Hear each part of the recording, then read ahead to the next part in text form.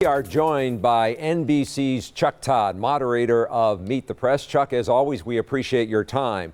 Today, Yes. House Speaker Nancy Pelosi saying that she is not trying to run out the clock when it comes to impeachment, says a decision will be made in a timely fashion. So let me ask you this.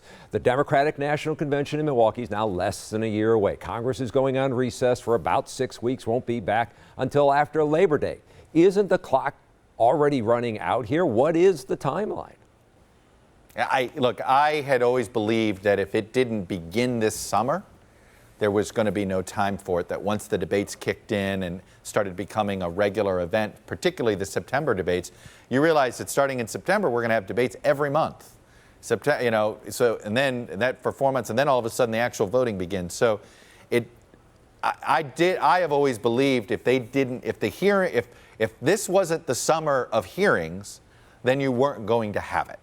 Yeah, there wasn't going to be time in the fall. And so I'm with you. It feels like the clock's already run out. They're just trying to figure out politically how to land it. Well, I don't know. Look, I do think it's possible, Charles, that they do open an inquiry, technically, but never draw up an article of impeachment. Okay. That's what I think ends up happening. Let me ask you about this and tell me if you think this is a fair comparison. I go back to 2012 when Wisconsin Democrats tried to recall Governor Walker. They got momentum. They got 1 million signatures to have this recall. And they put all this effort in, and they ended up losing and actually making Scott Walker a stronger, more prominent national candidate.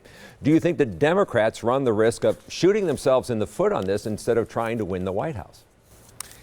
That is what many on the Pelosi side of the argument are worried about. And it's funny you bring up Wisconsin. I could make the case that not only that, the recall effort lit a fire under the Republican Party in Wisconsin to up their organization game. And right now, Wisconsin is the tipping point state in American politics, right? And Democrats had an advantage, it seemed like all the time, arguably, until Scott Walker, right? And until that point. So it's an interesting comparison. I think it's a fair one, and it is fair.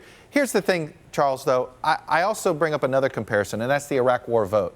Oh. If you recall, being for the Iraq War in 2002 was thought of as good politics for the Democratic Party. By 2005, it was bad politics, right? So that is something else that the Democrats have to think about. What may feel like bad politics now may look like good politics 3 years from now. One other quick comparison here as we go from politics to Packers. Are you doing the Matt LaFleur look here? The coach of the Packers? That's interesting. Is that what you're giving me? Am I doing that? Here's the thing. He's got that look. I will say this. Yeah. If the Packers start off 2-0, I may never shave. Right.